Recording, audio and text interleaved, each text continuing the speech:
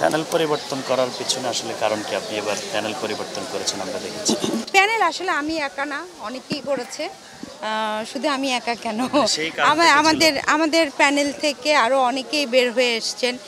আম, যারা দাঁড়িয়েছে তারাও একসময় অন্য প্যানেলে ছিল, সেই প্যানেল থেকেও হচ্ছে তারা আলাদা প্যানেল করেছিল। এইটা শিল্পীদের ব্যাপার, শিল্পীরা আপনি সবাই যে প্যানেলে একসাথে। নির্বাচিত সাংগঠনিক সম্পাদক ছিলেন, আপনাদের কাছে ভোটারদের অনেক প্রত্যাশা ছিল। আপনি কি মনে করেন সেই প্রত্যাশা পূরণ করতে পেরেছেন আপনারা? আর সেটা আমাদের ওই ম্যাডাম ভালো আর কি বলতে পারবেন। সেক্ষেত্রে আপনি তো ভাইটাল পোস্টে ছিলেন। জি, তো সেই তারপর হিসাবে আমরা আপনার কি আমরা কোনো অবশ্যই দায়বদ্ধতা ছিল না? অবশ্যই ছিল। আমরা যতটুকু পেরেছি আমরা চেষ্টা করেছি, কাজ করেছি। এবার তো তবে আপনি হচ্ছে মিশা ডিপজল প্যানেলে জি আপনি কার্যকরী সদস্য জি প্রার্থী। তো নির্বাচিত হলে ভোটারদের প্রত্যাশা পূরণে কতটা ভূমিকা রাখতে পারবেন বলে মনে করেন? ইনশাল্লাহ আমরা চাই এই, মানে 100% বলবো না, 80% ইনশাল্লাহ আমরা ফুলফিল করব। আপনি তো প্রার্থীর বাইরে একজন ভোটার, একজন আর্টিস্ট। আমরা দেখেছি জি। হাজার বছর ধরে আলোচিত চরিত্র আম্বিয়া চরিত্রে আপনি অভিনয় করেছিলেন। তো সেই জায়গা থেকে একজন শিল্পী এবং একজন ভোটার হিসাবে যারা নির্বাচিত হবে সেই কমিটির কাছে আপনার প্রত্যাশা কি? অবশ্যই আমাদের যে স্টার রয়েছে আমরা সেগুলো ফুলফিল করতে চাই। আমাদের সবথেকে বড় কথা হচ্ছে আমাদের শিল্পীদেরকে আমরা অনেক ভালোবাসি, অনেক সম্মান করি, শ্রদ্ধা করি। তাদের এই ভালোবাসাটাই যেন ভোটের মাধ্যমে আমরা পাই।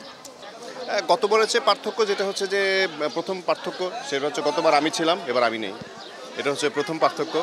আর তার চেয়েও বড় পার্থক্য হচ্ছে যে এখানে প্যানেল দুটো আলাদা, এবং প্যানেল দুটো আলাদা হলেও পার্থক্য একটাই, সেটা হচ্ছে যে সবই আমাদের মানুষ এবং আমরাই ভোট দিয়ে এবং আমরাই হারবো এবং আমরাই জয়লাভ করবো। এটাই হচ্ছে সবচেয়ে বড় কথা। আমরা দেখেছি জায়েদ খান ছিল, হ্যাঁ। এবছর জায়েদ খান নেই। কেমন দেখছেন জায়েদ খানের যে অপূর্ণতা সেটা রয়েছে কিনা? না, আমার কাছে যে পুরো প্যানেল দুটো প্যানেল আছে, সেই প্যানেলের প্রত্যেকটা মানুষই আমাদের পরিচিত, এবং সেটা মিশা ভাই এবং দীপজল ভাই এবং নিপুণ এবং মাহমুদ কুলি ভাই, সো সবাই আমাদের পরিচিত, সবাই কাছে। সো কেউ কোনো কিছুতে আসলে অপূর্ণতা থাকে না। আমাদের অপূর্ণতা নিয়ে আসলে এখানে কিছু নেই, কারণ এখানে শিল্পীদেরই নির্বাচন, শিল্পীদেরই সব কিছু। সো দিন শেষে শিল্পীরাই জয়ী হবে। অন্য নির্বাচনের ভিতরকে এড়াতে পারবে? গত দুটি নির্বাচন বা গত নির্বাচনের কথা যদি বলি, উচ্চ আদালত পর্যন্ত গেল, শিল্পী সমিতির একটা নির্বাচন। তো এই নির্বাচনের প্রত্যাশা কী করছেন, যে ফলাফল বা আজকের দিনে শেষ হয়ে যাবে?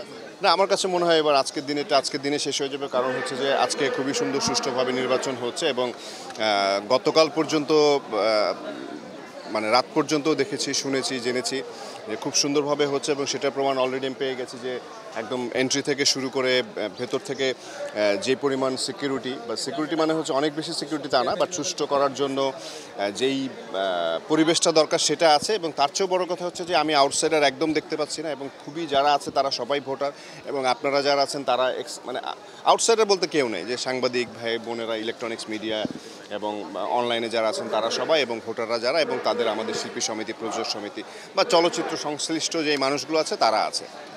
যারা জিতবে তাদের কাছে প্রত্যাশা আসলে কি থাকবে শিল্পীদের উন্নয়নে?